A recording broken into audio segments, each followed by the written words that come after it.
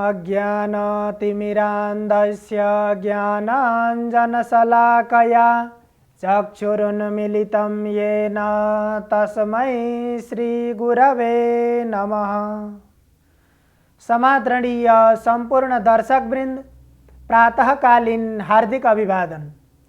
Image channel को शुभ बिहानी कार्यक्रम मार्फत हामी समुपस्थित भएका छौं र प्रकृतिबाट जन्मेका जुन 3 गुणहरू छन् ती 3 गुणहरू मध्ये सत्वगुण कस्तो हुन्छ? 3 गुण मध्येको पहिलो गुण भनेको सत्वगुण। त्यो सत्वगुण कस्तो हुन्छ? त्यो सत्वगुण भनेको के हो? यसलाई आज हामीले चर्चाको विषय बनाउने छौं। प्रकृतिबाट यी 3 गुणहरू उत्पन्न हुन्छन्। हाम्रो यो जति पांचभौतिक शरीर छ, यो शरीर पनि प्रकृतिबाट नै उत्पन्न भएको हो। हामीले यो शरीरलाई किन पांचभौतिक शरीर भन्छौं? यही पृथ्वीका, यही ब्रह्माण्डमा भएका पंचतत्वहरू, 5वटा चीजहरू मिलेर यो शरीर बनेको हो। 5वटा ती तत्व पनि कस्ता? भौतिक पदार्थहरू, भौतिक चीजहरू। ती भौतिक पदार्थहरू यही प्रकृतिमा नै उत्पन्न भएका हुन्। पृथ्वी, जल, तेज, वायु, आकाश, यी 5वटा तत्वहरू मिलेर बनेको हुनाले यो शरीरलाई पांचभौतिक शरीर भनेर भनिएको हो। अब यो पांचभौतिक शरीरलाई प्रकृतिबाटै उत्पन्न भएका ती गुणहरूले प्रभाव पार्छन्।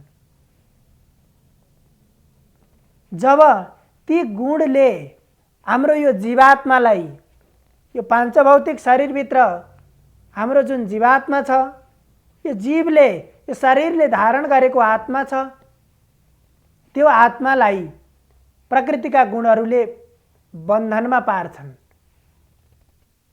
र हामीले ती गुणहरूलाई बुझेर, ती गुणको प्रभाव कस्तो हुन्छ भन्ने कुरालाई बुझेर आफ्नो जीवनलाई सजिलो बनाउन सक्छौं।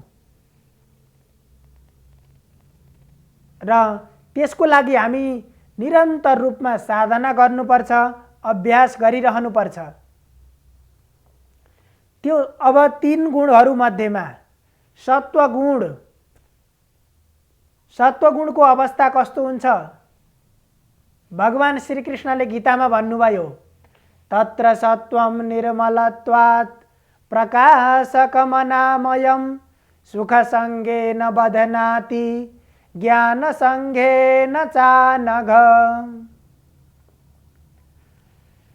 तत्र ती 3वटा गुणहरू मध्येमा सत्व, रज, तम, यी 3वटा गुणहरू मध्येमा सत्वगुण प्रकाशकम, प्रकाशले युक्त अर्थात् निर्मल हुन्छ, स्वच्छ हुन्छ।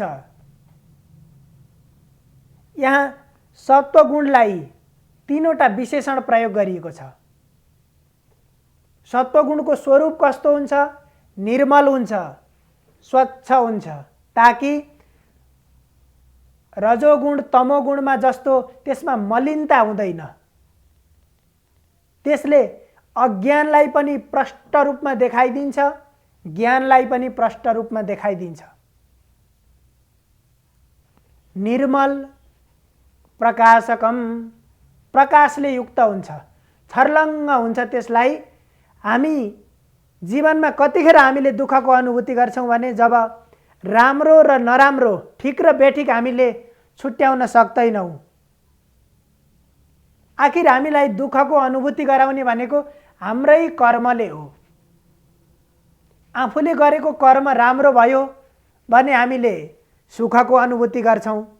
त्यही आफैले गरेको कर्म नराम्रो भयो, हामीले सोचे अनुरूपको भएन भने त्यति बेला हामी त्यसैबाट दुखी हुन्छौं।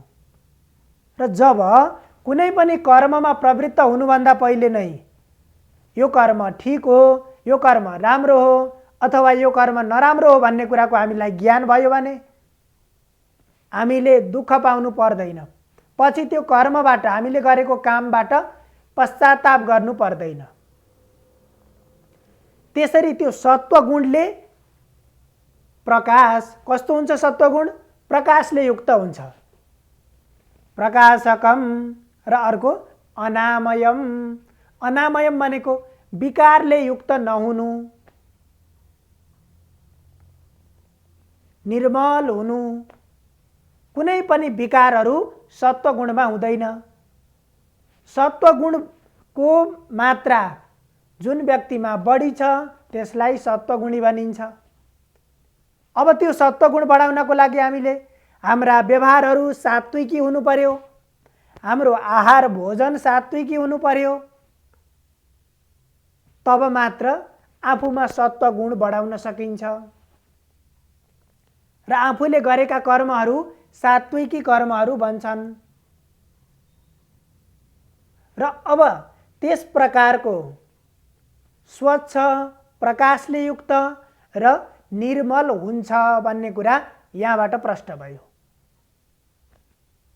अब त्यो सत्वगुण त्यसबाट के जन्मिन्छ भन्दा सुख र ज्ञान, दुईवटा कुराहरू सत्वगुणका परिणाम हुन्। सत्वगुणका फल भनेका सुख र ज्ञान। सबैलाई चाहिएको सुख हो। हामीले जति कर्महरू गर्छौं, जीवनमा जति सङ्घर्ष गरिरहन्छौं, हाम्रो चाहना सुख आनन्द हो र त्यो सुख प्राप्त गर्छ, सुख प्राप्त गराउँछ। सत्वगुणबाट सुख जन्मिन्छ। अर्को, सुख कसरी हुन्छ? सुख हुनको लागि ज्ञान चाहिन्छ। ज्ञान र सुखद्वारा